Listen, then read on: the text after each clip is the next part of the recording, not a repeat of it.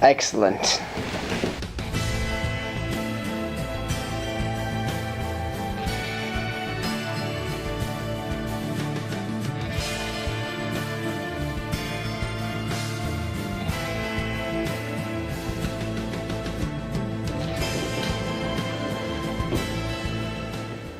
Is this it?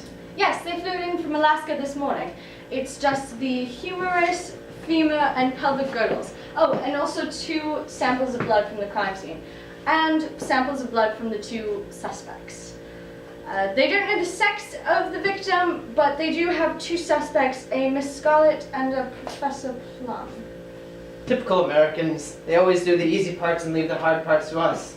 For this, I'll need a vernier, caliper, B antigen, A antigen, micropipettes, and a gel electrophoresis. How much time? About 10 minutes. Well, the game, Molly Hooper, is on.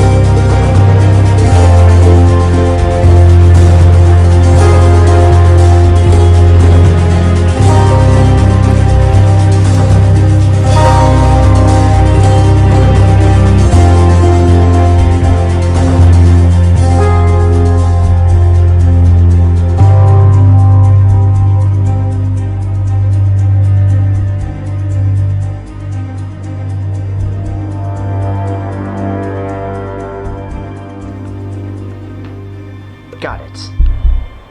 So you want to know who did it? Well, I'll start with the basics. I used the caliper to measure both the femur and the humerus. By measuring certain traits of each bone and plugging that data into the regression formula, I determined that the suspect was 5'6" to about 5'9". After this, I measured the subpubic angle, and since it was less than 90 degrees, I knew that it had to be a male. I also deduced that the first blood sample at the crime scene was type B by adding both A and B antigen to the blood and seeing that the B antigen clumped with the blood. The second blood sample was type A, and I deduced that again by adding both type antigens and seeing that the A antigen clumped with the blood. This, of course, did nothing for figuring out which suspect did it, since both Professor Plum and Miss Scarlett had type A blood.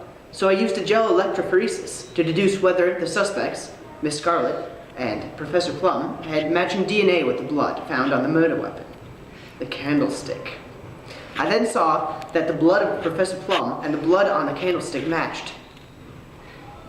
The crime was committed by Professor Plum with the candlestick in Alaska.